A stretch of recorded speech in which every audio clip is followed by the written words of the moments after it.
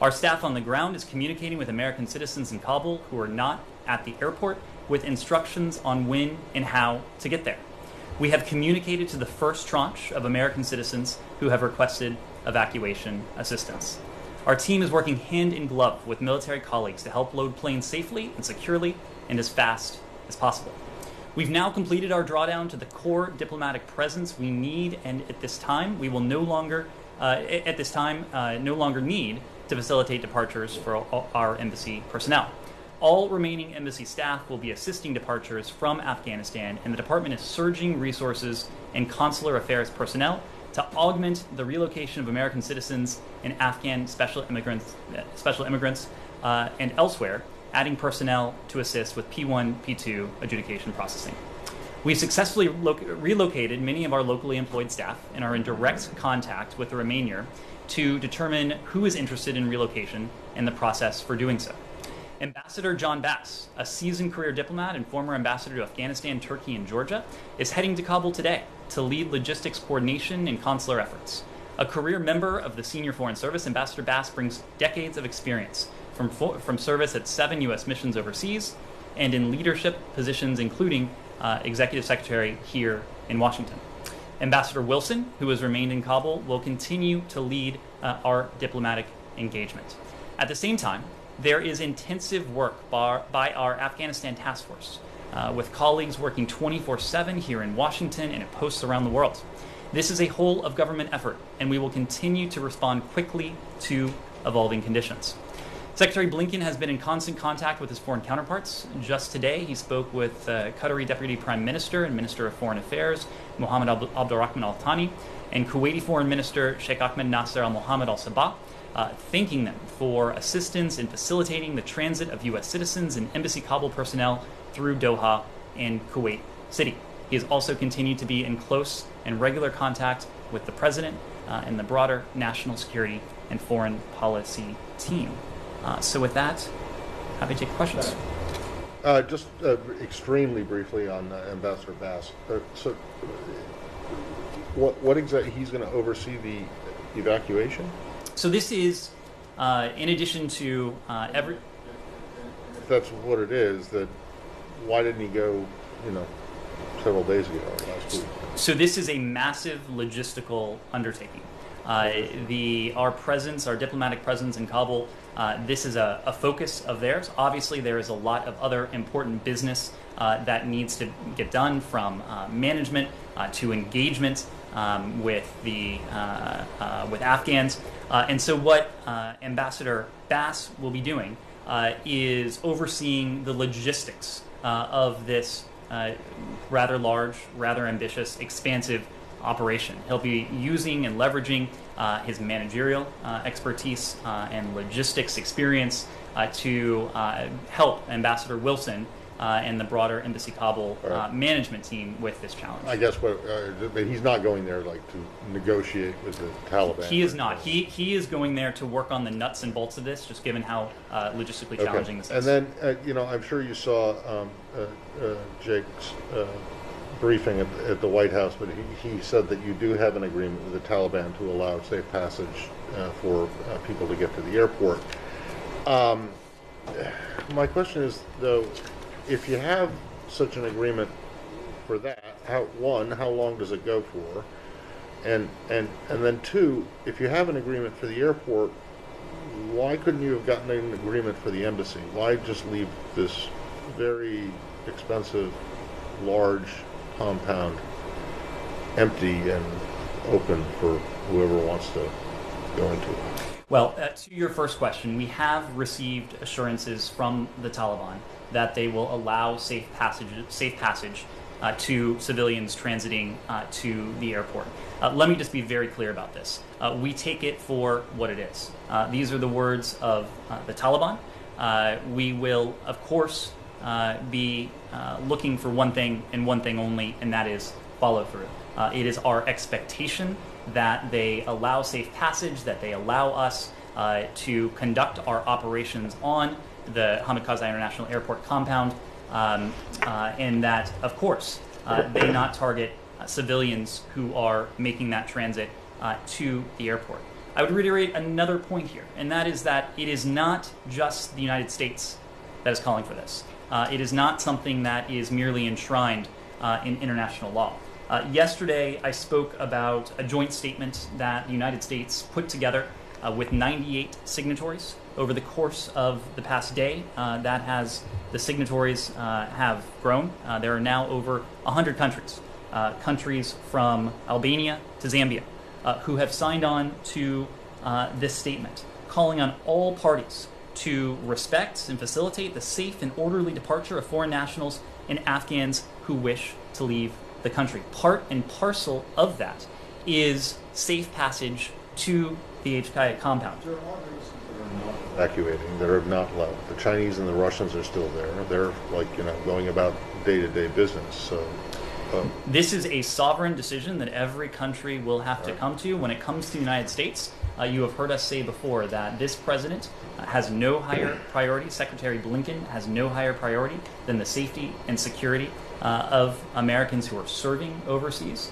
That is why, as the situation began to change rapidly, late last week, we made the decision to begin relocating our embassy presence to the airport compound. Of course, that was accelerated as the conditions continued to evolve in the ensuing days. Can I get some meatier reaction from you on Taliban press conference?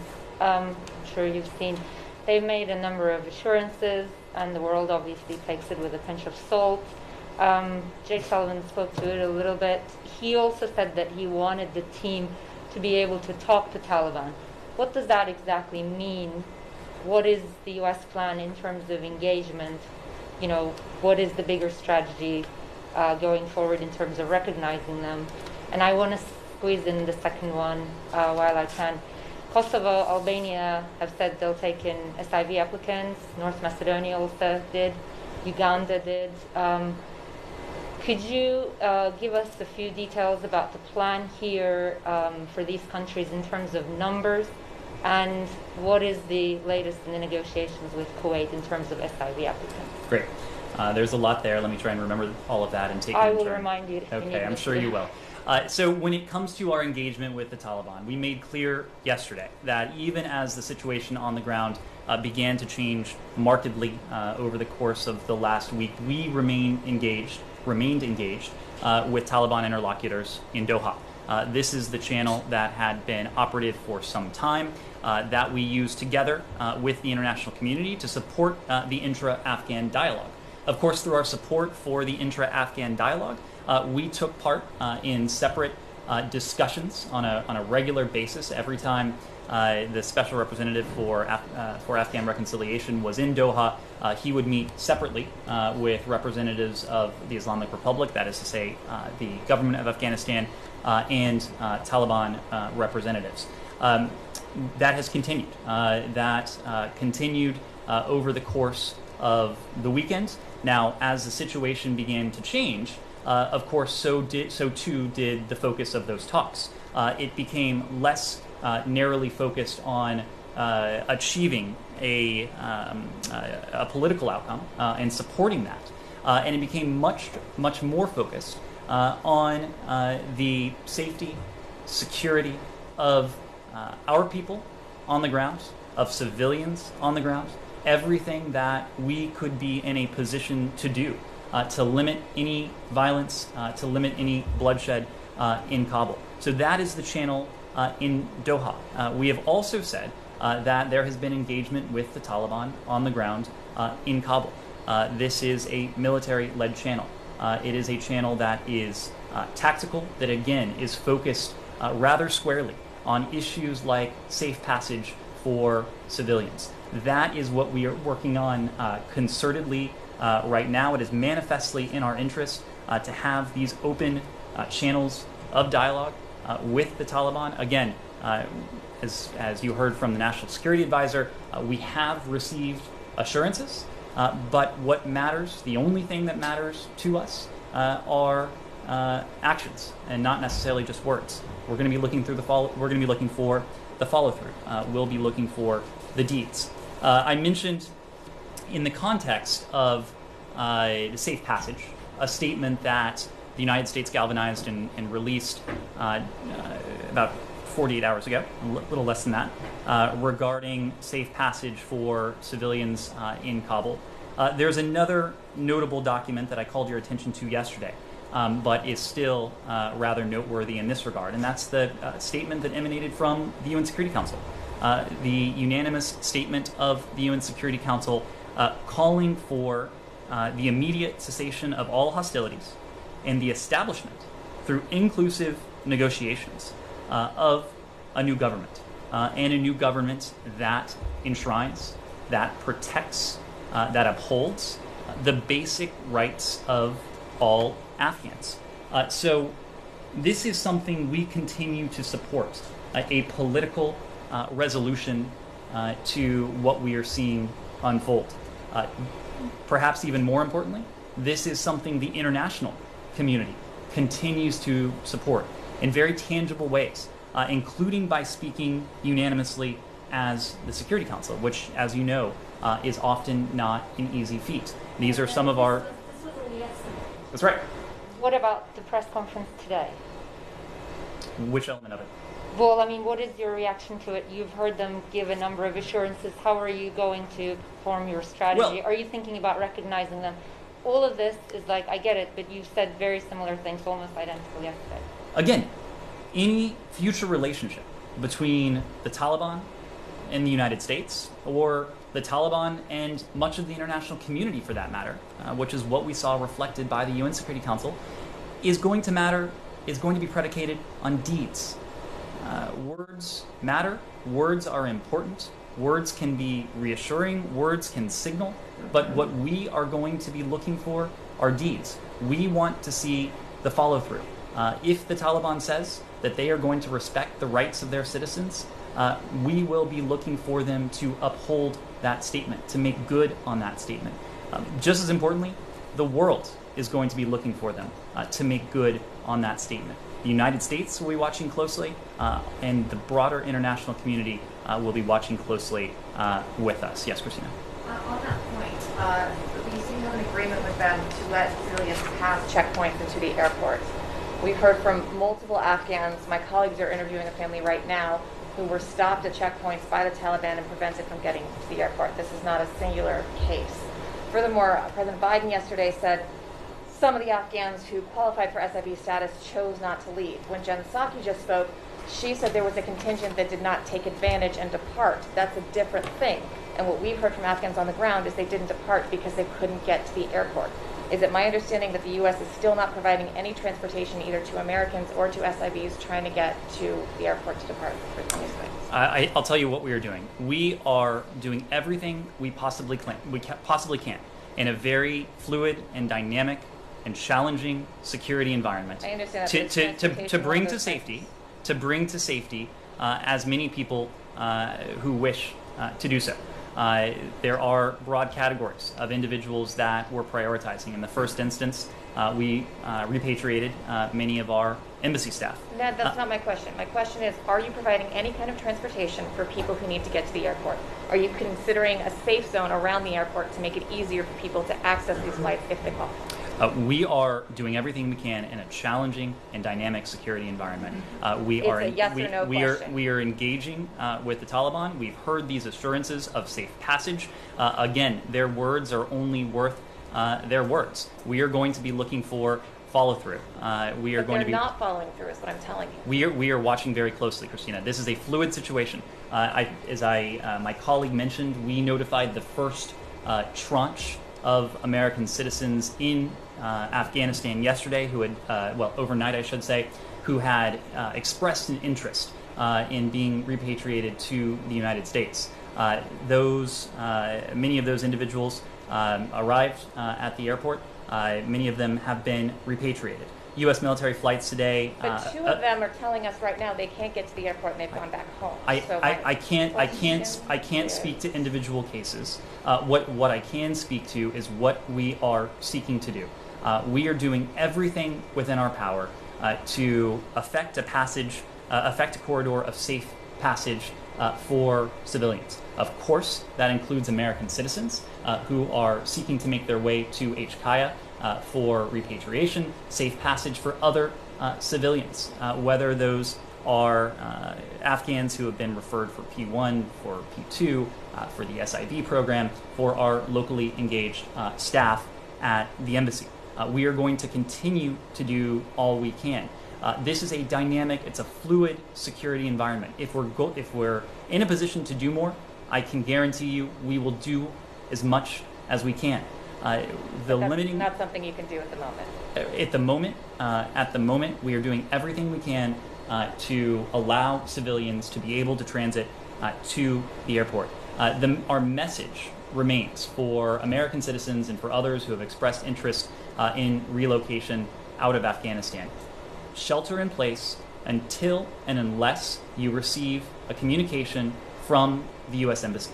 As I said, we notified the first tranche of American citizens overnight who had expressed interest in being repatriated.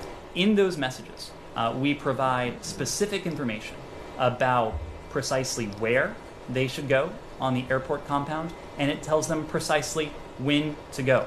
This is, again, a challenging security environment, so unless and until individuals are instructed by the U.S. Embassy to make their way to the HKIA compound, we are asking them to remain in place. Right, but these are people who have been instructed and they can't get there. So what is your advice to the Americans who have been notified, they have the email from you, they have the instructions, they can't get there, they went back home, they're hiding in their apartments? We tell them in our communications that their safety needs to be their top priority. If they feel that it is unsafe for them to make their way to the airport, they should not seek to do so. We will continue to do all we can and we will continue to be in touch with them, I should say, to provide clear guidance about when and how they should make their way to the airport compound. Andrea. Sorry, what was the SIV question? You guys are having all of these talks with Kosovo, Albania, and what is the latest with Kuwait?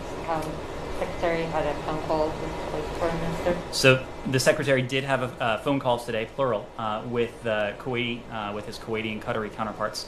He took advantage of those calls to thank them for their willingness to allow safe transit of individuals who we are relocating from Afghanistan. We've received in recent days, even recent hours, we've heard very generous offers from a number of different countries. Some of those offers have been very public, as in the case you referenced. Of course, our neighbors to the north, Canada, has demonstrated extraordinary generosity in opening their doors for individuals who wish to relocate from Afghanistan. We are in touch with a number of countries who may be interested in hosting or in some way facilitating the safe passage of individuals seeking to depart Afghanistan. We are also asking countries around the world to step up to demonstrate their goodwill, their generosity of spirit to these vulnerable Afghans that the United States, and I should say the Department of State, working hand in hand with the Department of Defense, is doing everything we can to relocate. Do you have a number for Albania, Kosovo, Kuwait, or in total? I don't have a number to give you right now. Andrea. First of all, what confidence do you have in the Taliban statement that women would be invited into the government and can have certain freedoms but under Sharia law? Well, what does that mean to you? Well, I think what will matter is what that looks like. When and if we see it put into practice. Throughout this process, whether it was in Doha, whether it is now on the ground in Kabul, whether it is us parsing the Taliban's public statements, we have never taken them squarely at their word. We have listened to what they have had to say. We have assessed what they are saying publicly and privately, arraying that against everything else we know and have heard and have learned. But throughout this process, we have never taken them But squarely at their doesn't that, word. by definition, just by their words, consign women to a different category than other workers in the government or others that they are talking about? Andrea, we've heard quite a bit from Taliban officials over the past hours and even several days.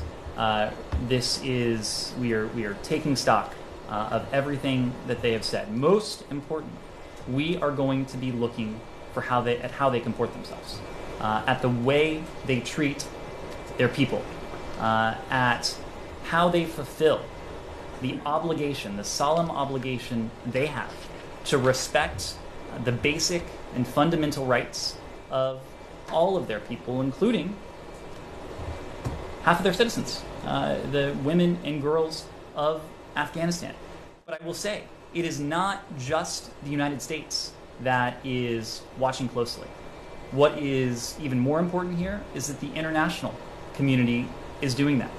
You saw that expressed in no uncertain terms by the UN Security Council, and you have seen any number of countries come forward to say that they may be able to work with the Taliban if they guarantee these fundamental and basic rights of their citizens. Conversely, and this is important, any government that denies those rights, that ignores the freedoms, the liberties, and the basic rights that every person on earth should enjoy, a government that harbors terrorists, a government that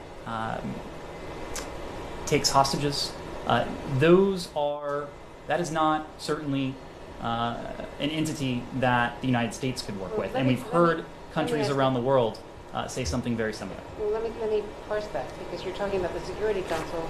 A member of the Security Council, China, is moving towards recognition of the Taliban already.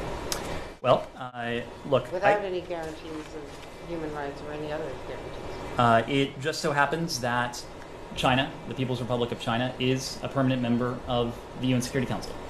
So I can tell you precisely what they said when they signed on to this statement on August 16th.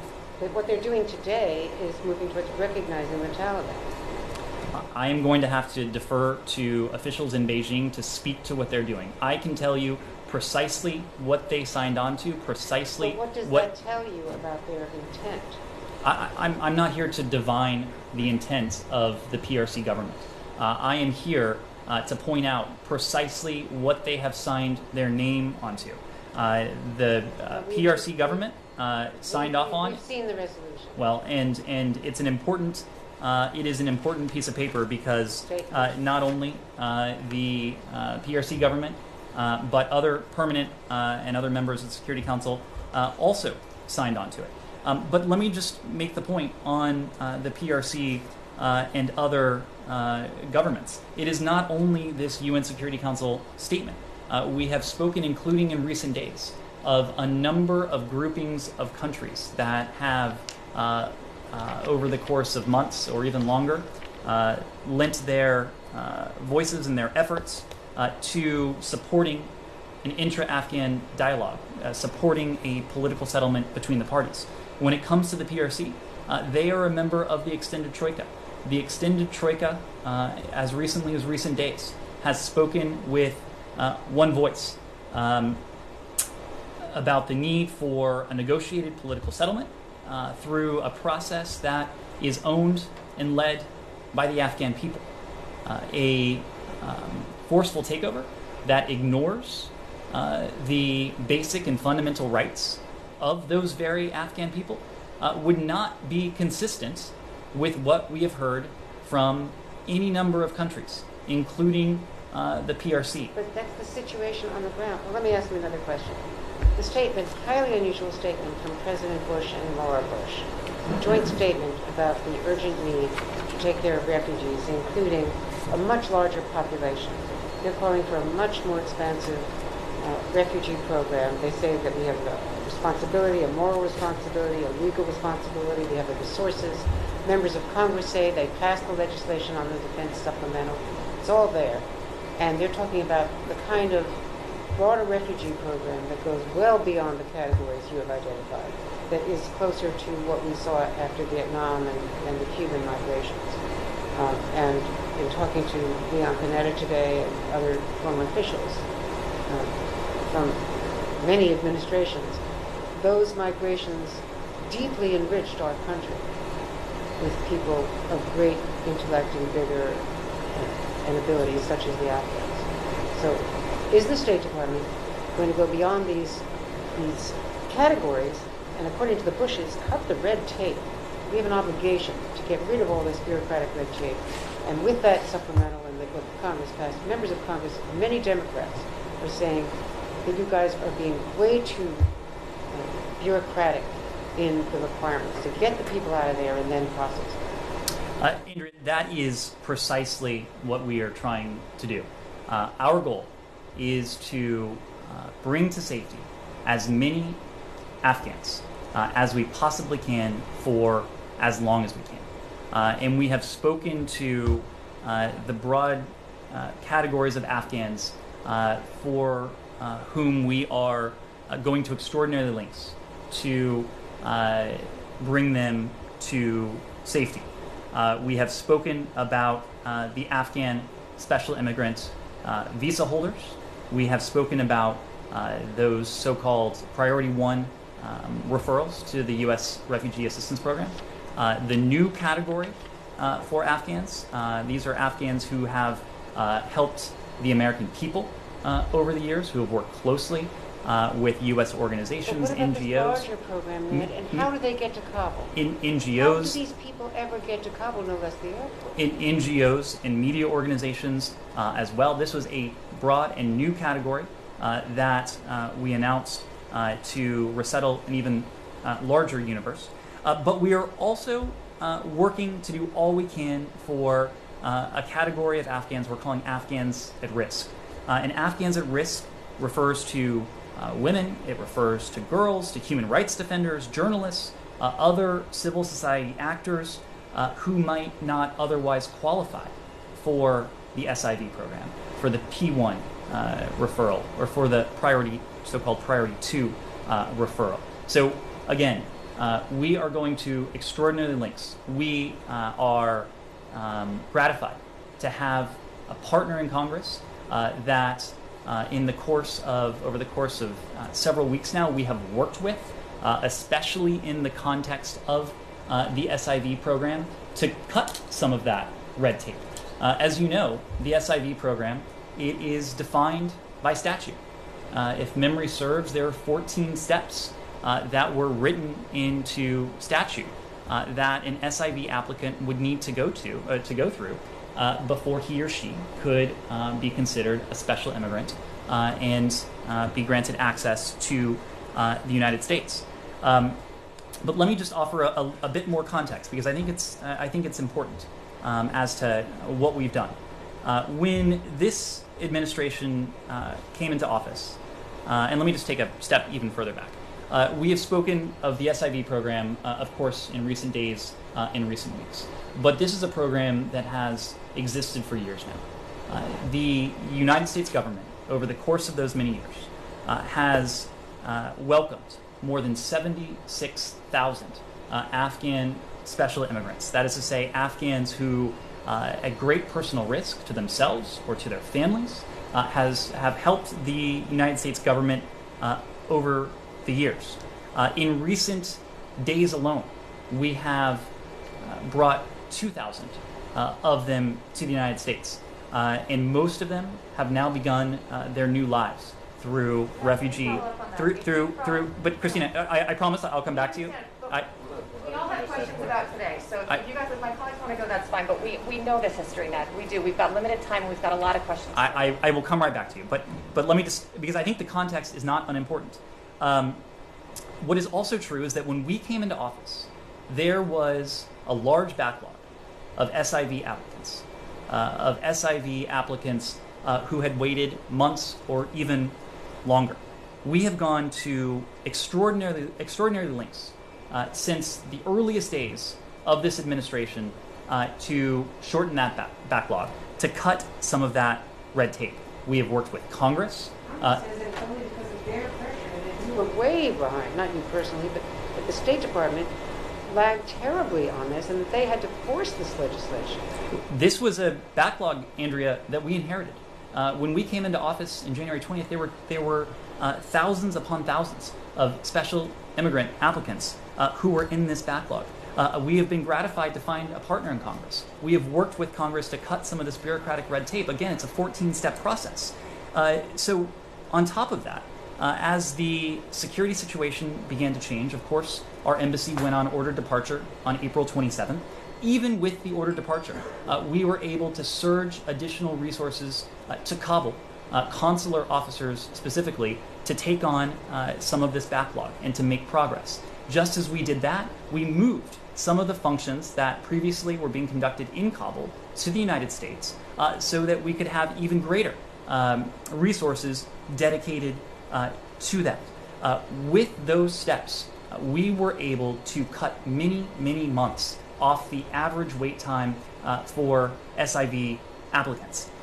Our embassy in Kabul, I should say, did all of this under stressful, intense circumstances and amidst a COVID outbreak. COVID, of course, was a limiting factor in terms of how much not only the last administration was able to do against this backlog, but also for us, especially as COVID took a particularly severe turn at our embassy in Kabul. Over the course of April, May, June, July, if you look at the average processing times, we shaved significant processing times off of each of those applicants. 2,000 people out. That is not true. Well, you're up to 2,000. You just said 2,000 was the number you said. 2,000, if you would let me finish. So on top of all that, we started an ambitious, aggressive relocation effort, Operation Allies Refuge. We have relocated 2,000 Afghan special immigrants through Operation Allies Refuge. Many more, hundreds more special immigrants were traveled to the United States before Operation Allies Refuge began. Correct. So since Allies Refuge, you've gotten 2,000 people out. 2,000. You now have less than 14 days to get how many? 40,000, 60,000? With a limited staff at a tiny embassy that you're operating out of the airport. I'm not impugning the difficulties for the State Department employees. I am sure they're working hard. I'm sure they're trying their best. But do you really think logistically it is possible to make any kind of a dent in that and get those people out? Furthermore, what is the order for who is coming out of the airport? Is it, you said it's not embassy staff anymore, so it is American citizens, then SIVs, then who is coming out in what order? And if I'm a woman or a girl and I show up at the airport, does that qualify me as a P2, as a person of special consideration? So a couple things. We are going to do, and we are doing, as much as we can for as long as we can to relocate, to bring to safety, whether that is to the United States or elsewhere, vulnerable Afghans, whether they are SIV applicants, whether they have refugee status, whether they fall into other vulnerable categories. You've heard from DoD that the Department of Defense has been in a position to relocate tremendous lift capacity.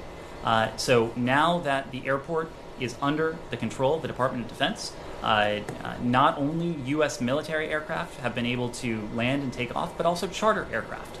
It is also a goal of the United States and our international partners to see to it that the commercial flights are able to take off and land.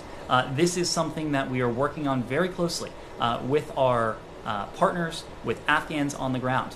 The reinitiation of commercial operations would add tremendous capacity to those seeking to relocate from Afghanistan. In terms of prioritization, of course, our first priority, our first responsibility is always going to be to the American people.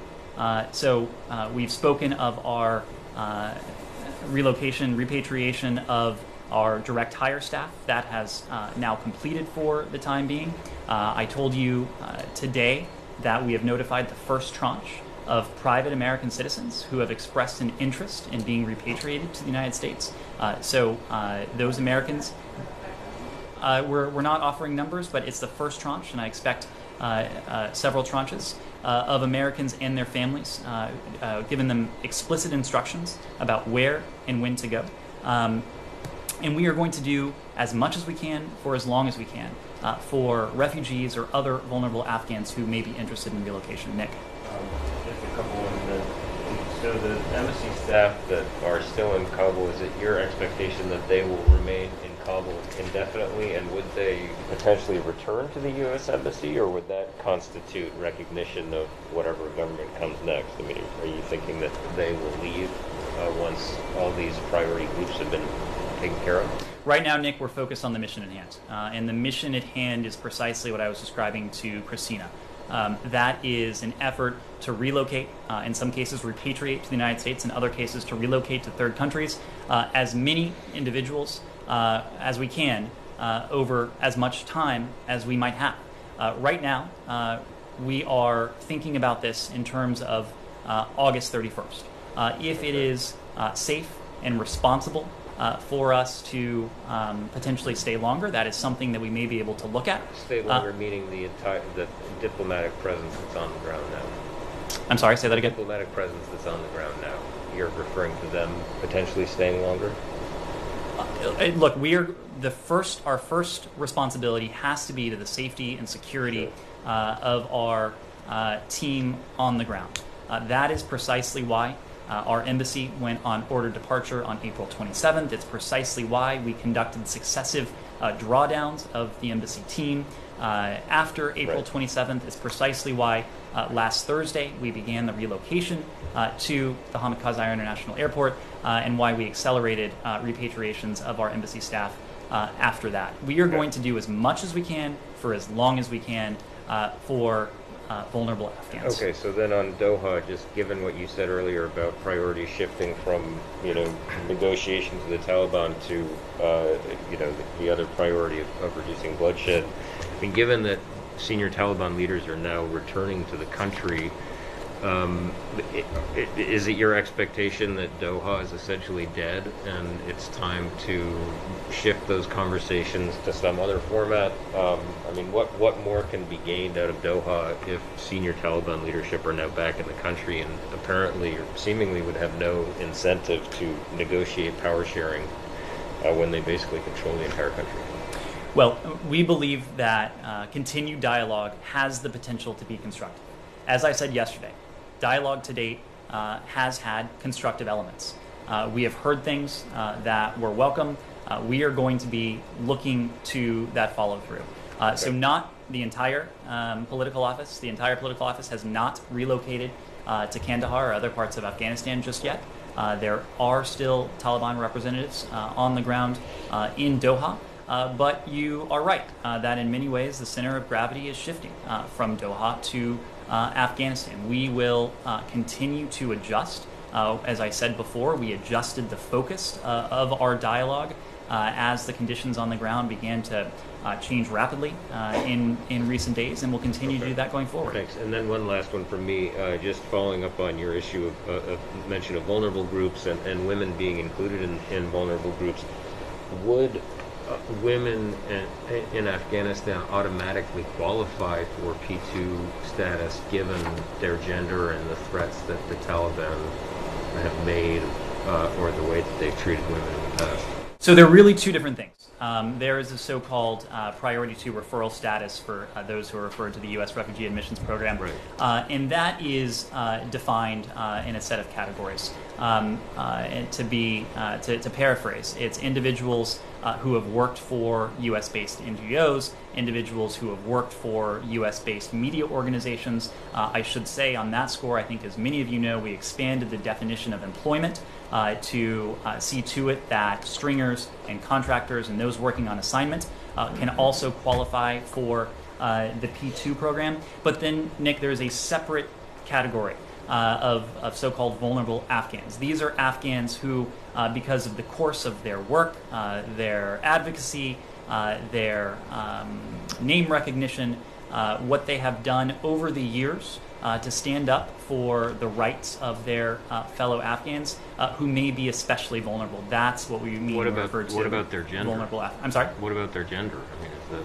that... Well, in many cases, they have stood up and been forceful advocates for their fellow Afghan women and girls. But what's the process for that? Do people need a referral of some kind at this point?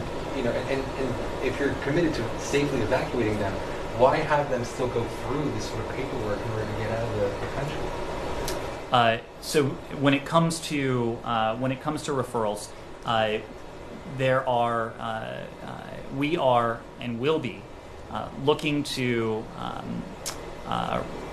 relocate as many Afghans who may fall into the P1 and P2 categories as quickly as we can.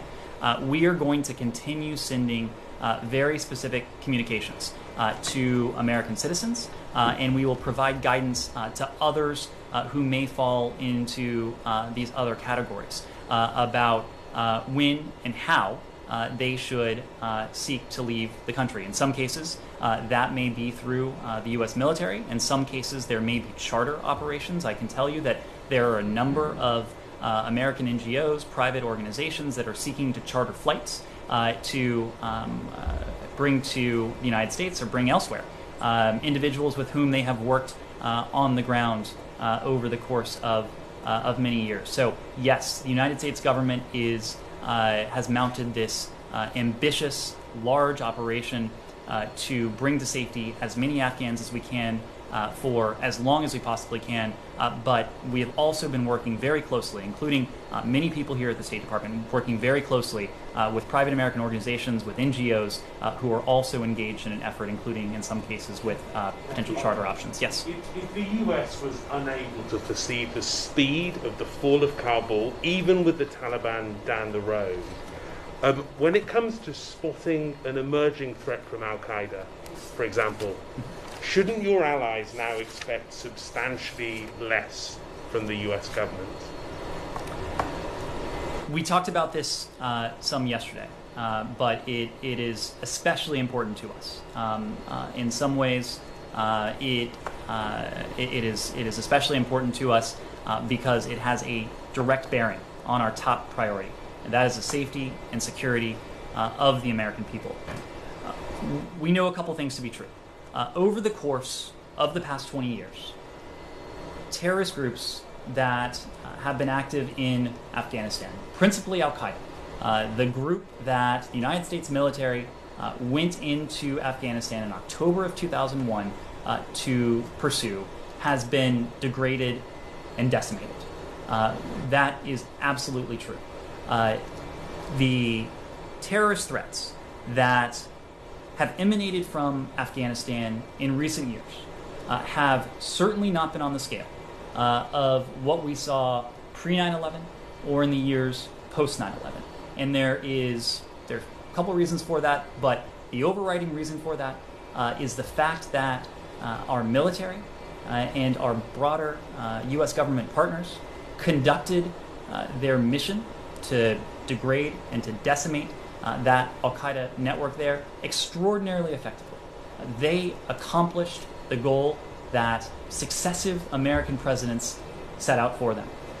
It is also true that when our service members, special forces, intelligence agencies first went into Afghanistan in the early part of this millennium, they were operating with a set of tools that were far less effective than what the U.S. government can muster now. Over the course of the past 20 years, technologies, strategies, tactics have been honed, have been refined, and we've seen the results of those in the degraded where state. were those tactics and techniques last week as Kabul fell?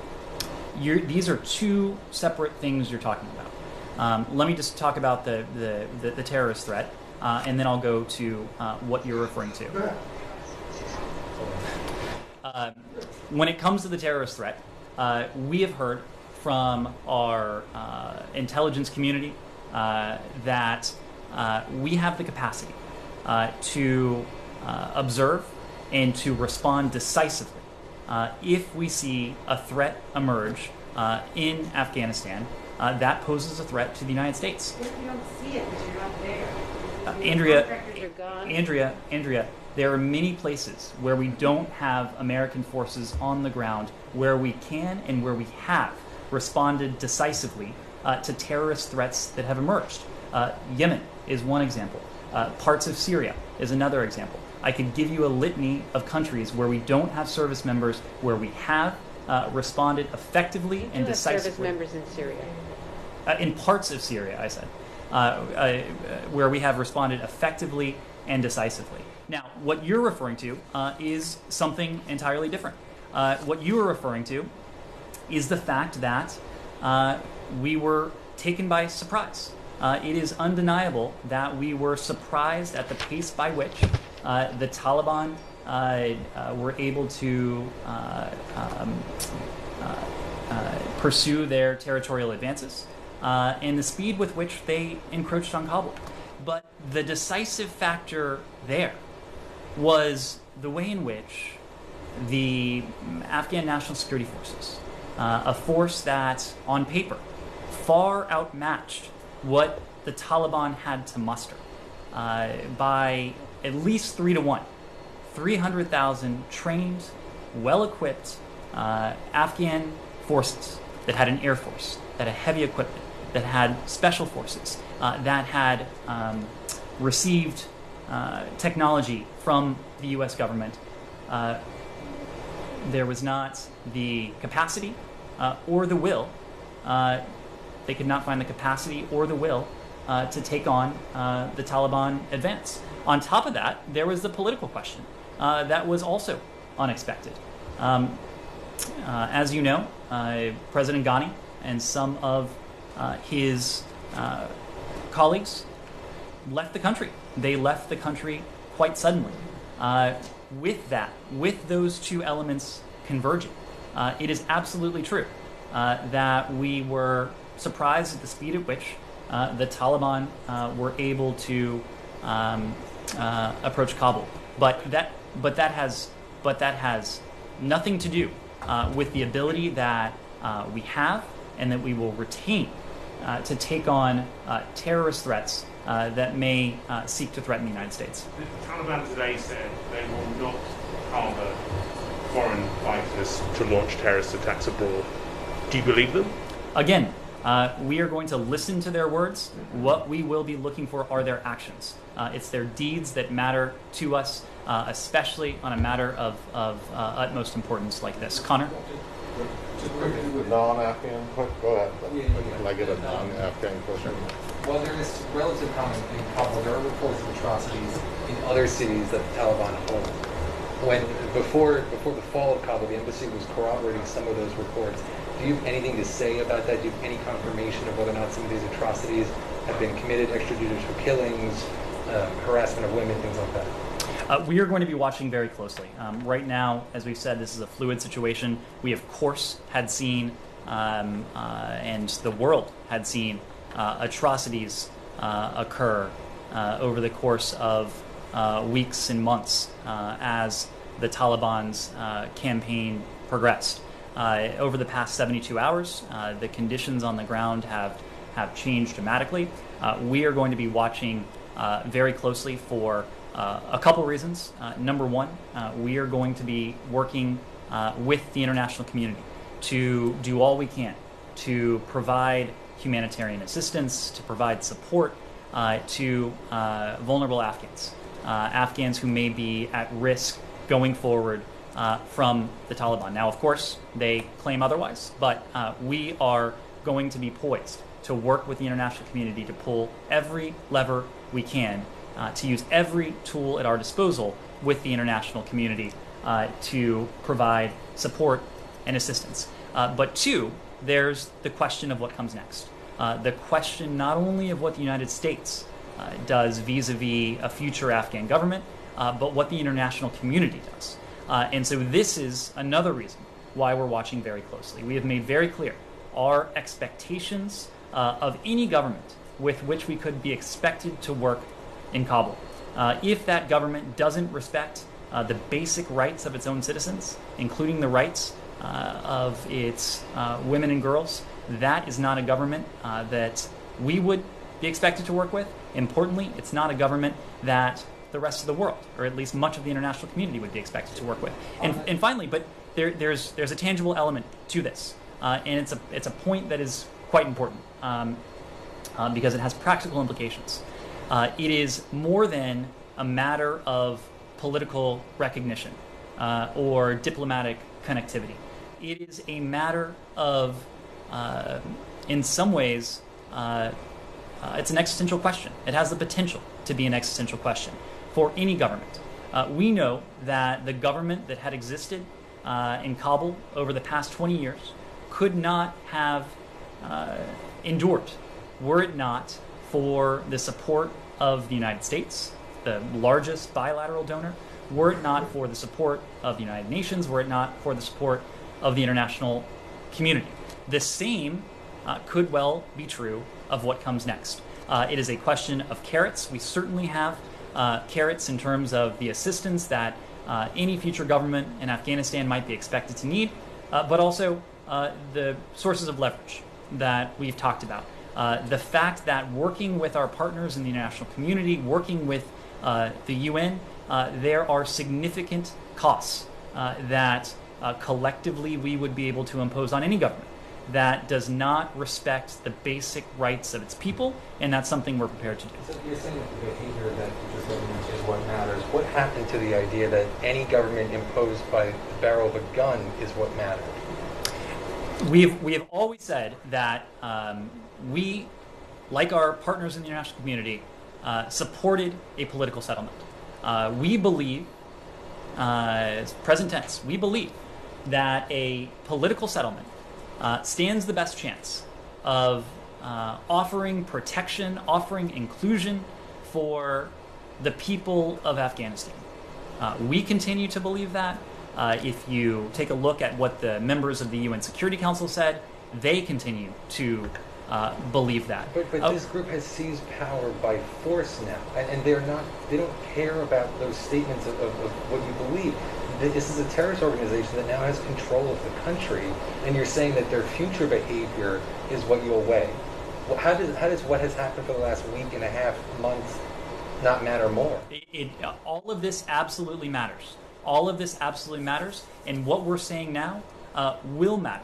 It will matter to any future government, not so much because the United States is saying it, but because, as you've seen over the past couple days, the international community, a broad swath of the international community, the countries that are in many ways will be most important Afghanistan's neighbors, important stakeholders in the region, some of the most generous countries on the face of the earth, the countries that had allowed the Afghan government to endure over the past 20 years. When we're speaking with one voice and we're talking about assistance, potential assistance, or we're talking conversely about the tools, the implications, the sources of leverage that we are prepared to wield against any government that does not respect the basic rights of its citizens, those are more than words. Those have practical consequences, Matt. There's an assumption in the question. You answered it positively. I just want to make sure that it's correct. Do you believe that the Taliban has taken power by force at the barrel of a gun? There has not been a formal transfer of power. Of course, it's a fluid dynamic. There are ongoing discussions between Afghan leaders following. But the question was, you said you would never recognize or deal with a government that had seized power by the barrel of a gun. You're not prepared to make that statement yet that the Taliban has seized power with the barrel of a gun, right? We are taking stock of what has transpired. There continues to be dialogue between Afghans, between representatives of the Taliban and representatives of the Islamic Republic. You say that also that the center of gravity has shifted from Doha to Afghanistan. Right. Isn't it clear from what's happened over the past couple of months that the center of gravity was always in Afghanistan and never in Doha, and it was basically a waste of time? I'm not. Doha. Look, we are not prepared to say that. We're not prepared to say that because what happened in Doha has accomplished a great deal.